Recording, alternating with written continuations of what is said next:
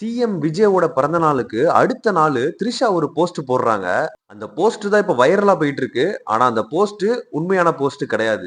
அதாவது இந்த வருஷம் எடுத்த போட்டோ கிடையாது. 2024ல எடுத்த போட்டோ. அந்த டைம்ல தான் லியோ படமும் வந்துருந்துச்சு. அப்போ அவங்க 2 பேரும் தனியா மீட் பண்ணி பிரைவேட்டா எடுத்த போட்டோ தான் அந்த போட்டோ. த்ரிஷா அந்த போட்டோவ இந்த டைம்ல போட்டதுனால இந்த வருஷம் எடுத்ததுன்னு மக்கள் நினைச்சுட்டாங்க. பட் இதுக்கெல்லாம் காரணம் யாரு அப்படின்னு பார்த்தா, எல்லாத்துக்கும் அந்த பரணி பையன் தான் காரணம் அப்படிங்கிற மாதிரி லோகேஷ் கனகராஜ் இருப்பாரு. அது எப்படிங்கிறத சொல்றேன். இந்த வீடியோவை ஃபுல்லா பாருங்க.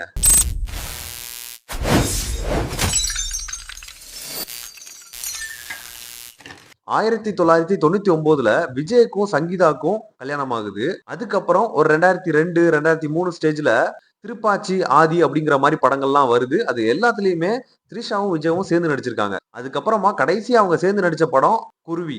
அதுக்கப்புறமா அவங்க நடிக்கவே இல்ல. டைரக்டா லியோல தான் நடிச்சாங்க. இதுக்கு நடுவுல என்ன ரூமர் இருக்குன்னா, த்ரிஷாக்கும் விஜய்க்கும் அப்பமே ஒரு லவ் இருந்துச்சு.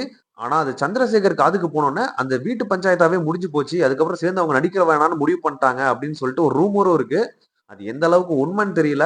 பட் நமக்கு கிடைச்ச தகவல் படி இதுதான் நடந்திருக்கு. லோகேஷ் கனகராஜ் தான் சும்மா இருந்த 2 பேரையும் சொரிஞ்சு விட்டு, நீங்க நடிக்கணும் சேர்ந்து அப்படின்னு சொல்லிட்டு கூட்டு வந்து லிப் லாக் சீன்லாம் வச்சாரு. விஜய் இது வரைக்கும் எந்த லிப் லாக் சீன்லயும் நடிச்சது கிடையாது. அதுதான் ஃபர்ஸ்ட் டைம். த்ரிஷாக்கும் லிப் லாக் சீன் இதுதான் ஃபர்ஸ்ட் டைம். 2 பேருமே மியூச்சுவலா அக்செப்ட் பண்ணிக்கிட்டாங்க. மாஸ்டர் படம் ஆடியோ லான்ச் வரைக்குமே வந்த சங்கீதா, வாரிசு படம் ஆடியோ லான்ச்சுக்கு வரவே இல்ல. ஏன்னா வாரிசு படம் ஆடியோ லான்ச் அப்பதான் லியோ படத்தோட ஷூட்டிங் நடந்துட்டு இருந்துச்சு. சோ அப்பமே அவங்களுக்குள்ள ஒரு பிரச்சனைகள் ஆரம்பிச்சிருச்சு.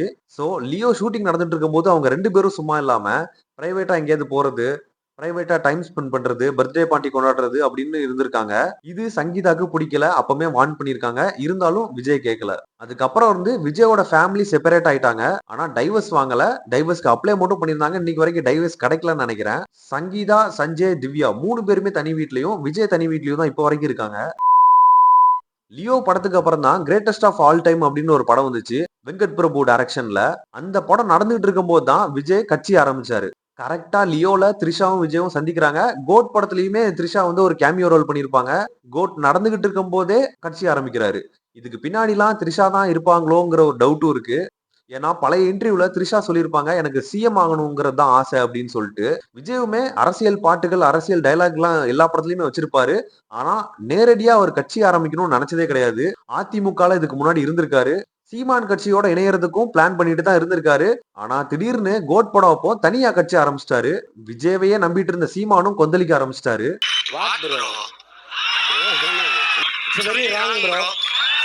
இப்போ விஜயும் த்ரிஷாவும் எல்லா ஃபங்க்ஷனுக்கும் ஒன்னா தான் போறாங்க. இதுதான் இப்ப டாக் ஆஃப் த டவுனா இருக்கு.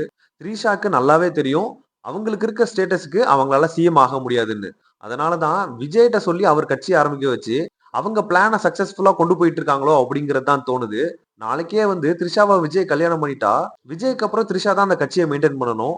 அப்படி ஒரு நிலைமைக்காக தான் த்ரிஷா காத்துக்கிட்டு இருக்காங்களோ அப்படிங்கிற ஒரு டவுட்டும் வருது. சரி, எனிவே இது அவங்களோட பர்சனல் ப்ராப்ளம், ஃபேமிலி ப்ராப்ளம். இதுல நம்ம தலையிடுறது ரொம்ப தப்பான விஷயம். பட் இதுக்கெல்லாம் தூண்டுகோலா இருந்த லோகேஷ் கனகராஜ் தான் எல்லாரும் வச்சு செஞ்சுக்கிட்டு இருக்காங்க. ஆல்ரெடி கூலி படம் வந்ததுல இருந்தே அவரை வச்சுதான் செஞ்சுக்கிட்டு இருக்காங்க. இப்போ ரொம்ப தீவிரமாயிடுச்சு. இந்த சம்பவத்தை பத்தி நீங்க என்ன நினைக்கிறீங்கன்னு கமெண்ட்ல சொல்லுங்க. Until then signing off, B Squad.